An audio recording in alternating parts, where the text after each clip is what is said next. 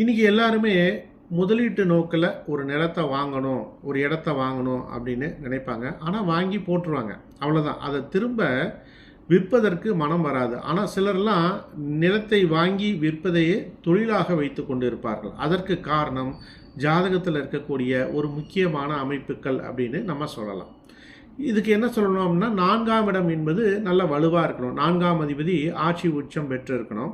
இல்லை 4ஆம் இடத்தையோ 4ஆம் அதிபதியே குரு பார்ப்பது போல இருந்தால் சிறப்பு. அப்போ அந்த 4ஆம் அதிபதி அந்த அளவுக்கு வலுவாக இருந்து, 4ஆம் இடம் வலுவாக இருந்து, 4ஆம் அதிபதியுடைய தசை நடைபெற்றாலோ, தசாபுத்திகள் நடைபெறக்கூடிய அந்த காலகட்டத்தில், அல்லது 4ஆம் பாவத்தோட தொடர்பு கொண்ட அந்த யோக கிரகங்களுடைய தசா நடக்கக்கூடிய அந்த காலகட்டத்தில் நிலம் வாங்கிறதோ அல்லது நிலத்தை விற்பனை செய்தாலோ இவர்களுக்கு லாபம் என்பது அதிகமாக வரும். இவங்க வாங்கினோட விலை கூடும், இவங்க விற்றோன விலை குறையும், அந்த மாதிரி ஆகிடும்.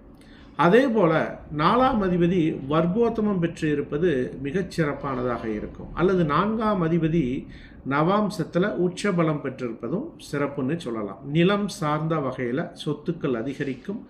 அதே போல் அவர்கள் அதனுடைய வசதி வாய்ப்புகளையும் அதை விற்று அதன் மூலமாக அவர்கள் பெருக்கிக் கொண்டே செல்வார்கள். வீடு, நிலம், பண்ணை இந்த மாதிரியான கமர்ஷியலாகவும் இவர்கள் செயல்படுவார்கள்னு சொல்லலாம். அதற்கு 4ஆம் இடம் அதன் அதிபதி, அதை வச்சு நம்ம எடுக்கலாம். வாழ்க்கையில் படிப்படியாக இந்த சொத்துக்களானது இவர்களுக்கு 4ஆம் இடம் வலுவாக இருந்தால் சேர்ந்து கொண்டே இருக்கும். சொத்தே இவங்களுடைய மிகப்பெரிய செல்வமாக மாறுவதற்கு வாய்ப்புகள் உண்டு.